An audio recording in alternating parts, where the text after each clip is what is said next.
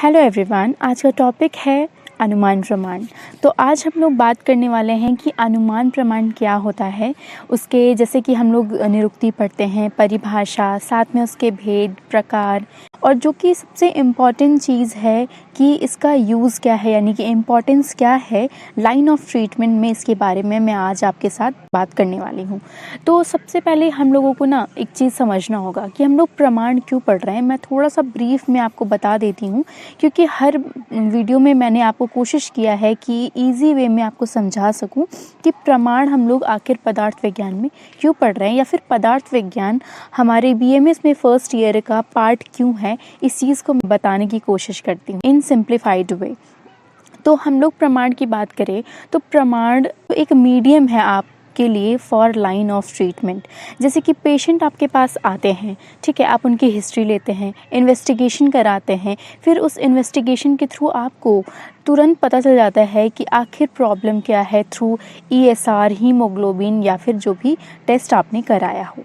तो वो इन्वेस्टिगेशन से क्या हो रहा है, यानी कि इस डायग्नोसिस से आपको कॉज का पता चलता है, साथ में आप बिल्कुल सेटिस्फाइड रहते कि हाँ, इस पेशेंट को यही डिज़ीज़ है और आपको यही ट्रीटमेंट देनी है। यानी कि जो लाइन ऑफ ट्रीटमेंट होता है वो बिल्कुल परफेक्ट होता है, इसलिए पेशेंट आपसे ठीक होकर के जाएगा। तो जैसा कि बताया गया है आयुर्वेद में कि जब पेशेंट आपसे ठीक होकर के जाएगा तो आपका मान सम्मान में वृद्धि होती है, साथ में आपको लोग ट्रस्ट करेंगे और आपसे ट्रीटमेंट लेंगे, और इससे आपको भी खुशी होगी। तो जो हमारा उद्देश्य है स्वस्थस्य स्वास्थ्य रक्षणम आतुरस्य विकार प्रशमनम च, इस चीज़ को हम लोग फुलफ़िल कर पाते हैं। ठीक है, ये आप क्लियर समझ पा रहे होंगे। तो इसलिए हम लोग प्रमाण को इतना इम्पोर्टेंस दे रहे हैं, और इसलिए मैं जो भी वीडियो बनाती हूँ उसमें कोशिश करती हूँ आपको उस चीज़ को समझा सकूँ। ठीक है, तो कोई भी क्वेरी है रिगार्डिंग पदार्थ विज्ञान, रिगार्डिंग प्रमाण, रिगार्डिंग दर्शन, आप मुझे कमेंट कर सकते हैं। और आपने इससे पहले मुझे कई कमेंट्स भेजे, उसके लिए बहुत बहुत थैंक यू। और हमारे 200 सब्सक्राइबर्स हो चुके हैं, उसके लिए भी बहुत बहुत थैंक यू। अब हम लोग बात कर लेते हैं कि अनुमान प्रमाण क्या है उसके बारे में। तो अनुमान प्रमाण में जो शब्द है अनुमान, उसका अर्थ समझते हैं। अनु, धन, मान। अनु और मान दो शब्दों से अनुमान शब्द का निर्माण हुआ है। तो प्रथम कारण को देखकर पश्चात उसके आधार पर परोक्ष स्थित विषय का ज्ञान प्राप्त किया जाना अनुमान अर्थात अनुमान प्रमाण कहलाता है। मतलब कि ऐसे क्या है, इसमें कह रहा है जो परोक्ष वर्ड है ना, परोक्ष का मतलब होता है कि जो चीज़ें आपने नहीं देखी हैं। ठीक है, तो अब हम लोग क्या करते हैं, जब भी कोई आपके पास पेशेंट आया, ठीक है, तो आपको वो आपने हिस्ट्री ली, पेशेंट की हिस्ट्री ली, देन वो आपको कुछ लक्षण बताएंगे। साइन एंड सिम्टम्स को देखने के बाद समझ में आता है कि पेशेंट में वातज व्याधि है, पित्तज व्याधि है, कफज है, या सन्निपातज है, या संसर्ग है, जो भी है वो आप कैसे डिसाइड करते हैं, जब आप उसकी हिस्ट्री लेते हैं। यानी कि सबसे पहले जब आपने जनरल इंस्पेक्शन किया ना, तो आपको समझ में आया, फिर आपने जनरल इंस्पेक्शन करने के बाद उसको पैल्पेट किया, ऑस्कल्ट किया, देन उसको क्या हुआ, आपने अनुमान किया।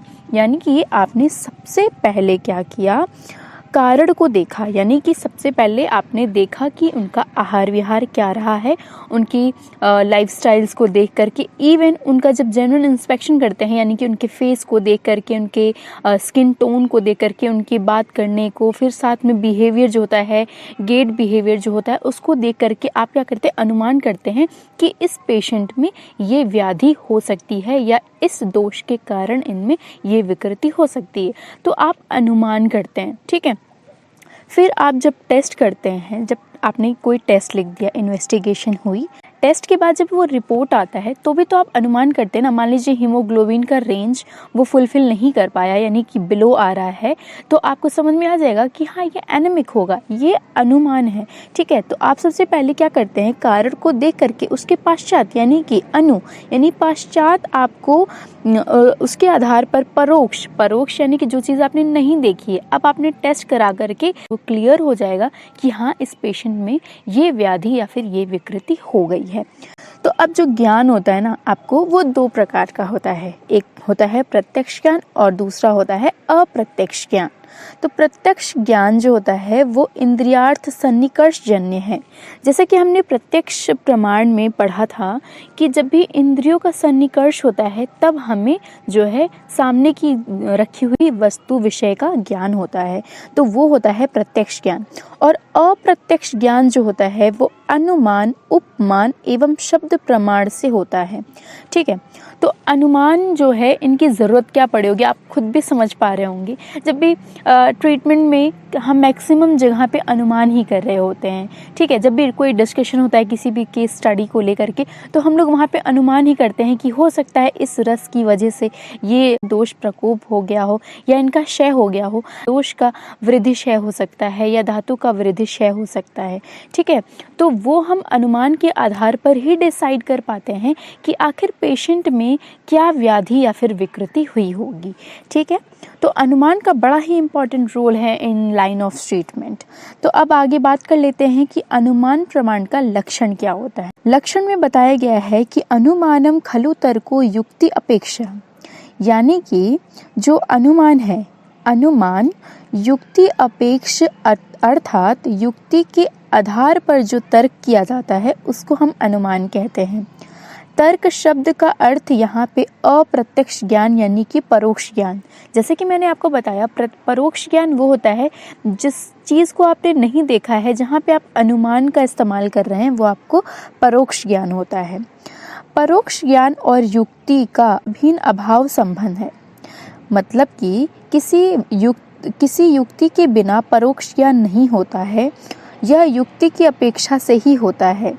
यानी कि मान लीजिए आपने कोई चीज़ नहीं देखी है, आपसे कोई वो चीज़ें वो सिनेरियो डिस्कस कर रहा है, तो कहीं ना कहीं आप अनुमान ही करते हैं, यानी गेस कर रहे होते हैं कि क्या हुआ होगा, इसके पीछे क्या सिचुएशंस रही होंगी। अगर मान लीजिए किसी को वात व्याधि है, ठीक है, वात व्याधि हो गई है, तो आप डेफिनेटली अनुमान कर पा रहे होंगे कि इसका आहार विहार में जो गुण वात के होते हैं, आहार विहार में ये निदानों का सेवन किया होगा, इस वजह से उसके अंदर वात व्याधि उत्पन्न हुई है।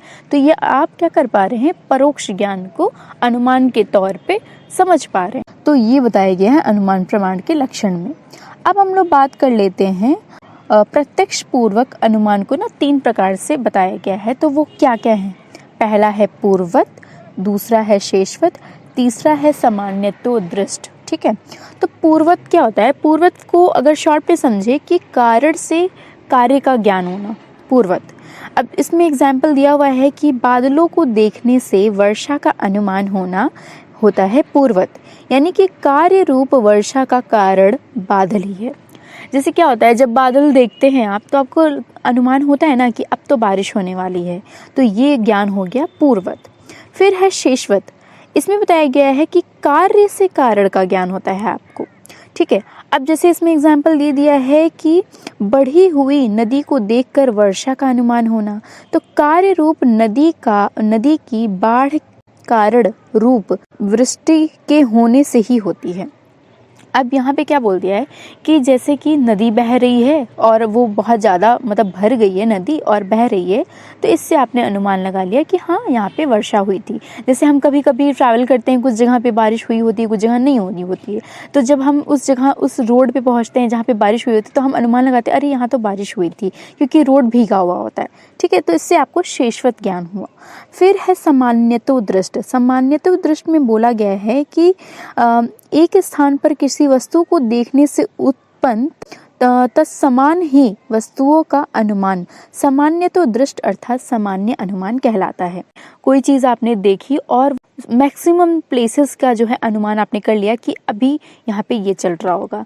जैसे कि जब कोरोना ही आया था, जैसे कोविड के टाइम पे क्या हुआ था कि आपको पता था, जैसे एक जहाँ पे केसेस मिल रहे तो आपको पता था ये पूरी दुनिया में ही चल रहा है ये चीज़, तो ये क्या हुआ, सामान्यतो दृष्ट। अब हम लोग बात कर लेते हैं अनुमान के प्रकार के बारे में। तो अनुमानम द्विविधम, यानी अनुमान के जो है वो 2 प्रकार हैं, स्वार्थानुमान और परार्थानुमान। तो स्वार्थानुमान में बोला गया है कि अनुमानकर्ता को स्वयं जिस अनुमान से अनुमिति हो वह स्वार्थानुमान है। यानी कि मान लीजिए आपने कोई चीज़ सामने प्रत्यक्ष किया, ठीक है, उसके पश्चात जो भी अनुमान से आपको ज्ञान हुआ, यानी कि आपको स्वयं को जो ज्ञान हुआ वो है स्वार्थानुमान। लेकिन जो परार्थानुमान होता है वो जैसे कि आपने स्वयं सबसे पहले क्या किया, ज्ञान प्राप्त किया। अब जो पंच अवयव के द्वारा आप दूसरों को वो ज्ञान देंगे वो होगा आपका परार्थानुमान। जैसे कि जो कि स्वयं धूम स्वरूप हेतु से अग्नि का अनुमान कर दूसरों को जानकारी कराने के लिए पंच अवयव युक्त वाक्य का प्रयोग किया जाता है, वह परार्थानुमान है। तो अभी आगे मैं आपको बताऊंगी पंच अवयव क्या होते हैं। अब हम लोग बात कर लेते हैं पंच अवयव निरूपण के बारे में।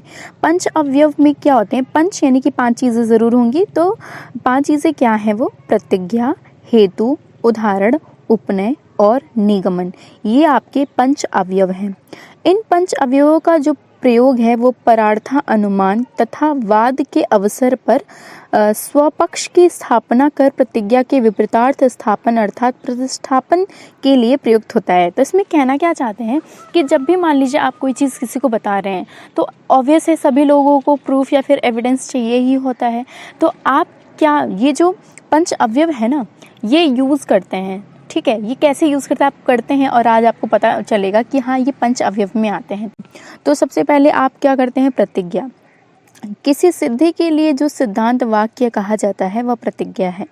यानी कि मान लीजिए इसमें क्या हो रहा है, प्रतिज्ञा आपने मान लीजिए कोई बात बोल दी कि जहाँ जहाँ अग्नि है वहाँ वहाँ धूम है, मान लीजिए आपने। अब है हेतु, किसी कार्य का कारण हेतु है, यानी कि धूमात यानी धुआं होने से इस धूम रूप कारण से प्रतिज्ञा व अग्नि की सिद्धि होती है। मान लीजिए कभी भी धुएं की बात हो रही है तो ऑब्वियस है कि अग्नि जल रही होगी तभी धुआं आ रहा है, यानी कि जो आपने बात कही है उसके पीछे का कॉज यही है। अब तीसरा पॉइंट क्या है, उदाहरण। उदाहरण में आपको मेनली क्या करना है, प्रूफ करना है। तो जहाँ जहाँ धूम है वहाँ वहाँ अग्नि रहती है। जैसे पाकशाला आदि यानी किचन में हमने देखा है कि धुआं क्यों उठता है, जब भी आप कोई चीज़ कुक कर रहे हैं नीचे अग्नि जल रही है तभी तो वेपर्स उठ रहे होते हैं। तो आपने क्या किया, उदाहरण दे करके उनको समझा दिया, क्योंकि अभी आप जा कर के वहाँ देख नहीं सकते हैं। तो ऐसे ही हम किसी चीज़ को प्रूफ करते हैं अपनी बात को, अगर हमने कोई चीज़ रखी है तो लाइक जब केस स्टडी भी होती है ना, तो जब हमने किसी चीज़ पर ट्रीटमेंट किया तो हम ऐसे ही प्रूफ करते हैं कि हमने ऐसे पेशेंट को ट्रीट किया, उसका आहार विहार ये था तो हमने क्यों यही ट्रीटमेंट दिया। ऐसे उदाहरण देते हैं कि क्योंकि उस व्याधि में ये था तो उसके लक्षण इससे मैच करते हैं। तो इस तरह से हम लोग केस स्टडी में जो है डिसाइड करते हैं कि इसका संप्राप्ति क्या होगा, इसका चिकित्सा क्या होगा, ठीक है। तो ये उदाहरण हो गया। अब है उपनय, चौथा चीज़। यह पर्वत भी पाकशाला की भांति व अग्नि व्याप्त धूम वाला है, अर्थात जैसे वहाँ वैसे ही यहाँ। उपनय में क्या किया उसने, उपमान हम कहते हैं ना, तुलना करते हैं, उपनय में उसने तुलना कर दी। उदाहरण में उसने क्या किया, उसने एक तरह से एक्सपेरिमेंट करके बताया, क्योंकि वो चीज़ें लोग एक्सपीरियंस करने के बाद लोग अच्छे से रिलेट कर पाते, इसलिए उसने उदाहरण दे दिया। क्योंकि तुमने किचन में देखा है तो वैसे ही जैसे यहाँ पे हो रहा है वैसे वहाँ पे हो रहा है, उसने उपनय यानी तुलना दे करके उदाहरण में ये बता दिया, ठीक है। उदाहरण दिया, अब उसने तुलना भी कर दी कि जैसे तुम किचन में देखते हो उसी तरीके से जो यहाँ है वही वहाँ है, क्योंकि अग्नि तो हर जगह समान ही होगी ना। तो इस वजह से उसने उपनय के माध्यम से बता दिया कि जैसे वहाँ वैसे ही यहाँ। ये क्लियर हो गया आपको। अब है निगमन। निगमन में क्या बताया गया है कि उपयुक्त चारों अवयवों के आधार पर जो निष्कर्ष निकलता है, अर्थात निर्णय किया जाता है कि इस कारण उसी प्रकार यह भी अग्नि युक्त है, यह निगमन है। निगमन बोले तो कंक्लूजन। अब आपने क्या किया, आपने इतनी सारी चीज़ें बताई, अपने पॉइंट्स रखे, उदाहरण दिया, कंपैरिजन किया। अब आप हेंस प्रूफ करने जा रहे हैं कि हाँ ये कारण है और जैसा आपने यहाँ देखा है वैसा ही आपने वहाँ देखा है, ठीक है। दोनों में सिमिलैरिटीज़ हैं, हेंस प्रूफ कि ये दोनों ही इक्वल हैं, ठीक है। लाइक अगर अग्नि यहाँ पे जल रही है, धूम उठ रहा है, तो डेफिनेटली वहाँ भी अग्नि जल रही होगी, धूम उठ रहा है, ठीक है। तो दोनों में सिमिलैरिटी शो किया। अब इससे क्या होगा, आपकी बात में वो वजन आ जाएगा जिससे लोग उसको एक्सेप्ट कर सके, ठीक है। तो ये हो गया निगमन। आई होप कि आपको पंच अवयव समझ में आ गया होगा। ये था पार्ट फर्स्ट। आगे पार्ट सेकंड में मैं आपको हेत्वाभास, साथ में व्याप्ति, इन सभी चीज़ को आपको बताऊंगी। ठीक है, क्योंकि वीडियो बहुत ही लंबा हो जाता है और मैं नहीं चाहती थी कि आप जो है एक वीडियो को देख कर के बोर हो जाएं, इसलिए मैंने इसको 2 पार्ट में कर दिया है ताकि आप अच्छे समझ सकें। लेकिन फिर भी जैसे कि मैं हर वीडियो में आपको इम्पोर्टेंस ज़रूर बताती हूँ प्रमाण का, तो इसमें आपने क्या किया, जैसे कि मैंने आपको बता ही दिया कि कोई भी केस स्टडी हो रही हो तो पंच अवयव का, या मान लीजिए वाद विवाद हो रहा है, या आपको अपनी जो मान लीजिए आपने कोई चिकित्सा की है वो आप उसका प्रूफ देना चाहते हैं कि मैंने इस पर्सपेक्टिव से इसकी चिकित्सा की है, तो इसकी चिकित्सा ये भी हो सकती है। साथ में जब भी मान लीजिए आप इन्वेस्टिगेशन कराते हैं, मान लीजिए आपने पेशेंट का टेस्ट करवाया, ठीक है, तो आप जो है रिपोर्ट्स में रेंज ही तो देखते हैं। अगर देखिए उसमें वृद्धि क्षय ही मेनली आपको दिखती है, रेंज से नीचे है तो आपको समझ में आ जाएगा क्षय हुआ है, यानी कि जो भी डिसऑर्डर्स, क्षय वाले डिसऑर्डर्स हैं वो आपको दिखेंगे। या फिर अगर रेंज से ऊपर चला गया है तो इसका मतलब है उसमें वो वृद्धि हो गई है। तो इससे आपको दोषों का, धातु का वृद्धि क्षय पता चल जाएगा। तो आपको उसके जो है लक्षण से कंफर्म हो जाएगा कि इसके अंदर कौन सी व्याधि उत्पन्न हुई है, ताकि आप जब डायग्नोसिस प्रॉपर करेंगे तो आप ट्रीटमेंट भी प्रॉपर कर पाएंगे और आपका जो पेशेंट है वो जल्दी ही ठीक हो जाएगा। क्योंकि जब राइट डायरेक्शन में आप जाते हैं तो आप जो है ट्रीटमेंट सही कर पाते हैं, यानी कि आपका जो लाइन ऑफ ट्रीटमेंट है वो परफेक्ट हो पाता है। तो ये था यूज़ इसका अनुमान का। आई होप कि आपको ये कंसेप्ट अच्छे से समझ में आया होगा। मैं कोशिश करती हूँ कि आपको इजी वे में समझा सकूँ। अगर कोई भी क्वेरी है तो आप मुझे ना कमेंट सेक्शन में लिख दीजिएगा। डिस्क्रिप्शन बॉक्स ज़रूर चेकआउट कीजिएगा, क्योंकि कई प्लेलिस्ट के लिंक दे दिए हैं, उसको आप चेकआउट कर लीजिएगा। Thank you for watching my video and take care.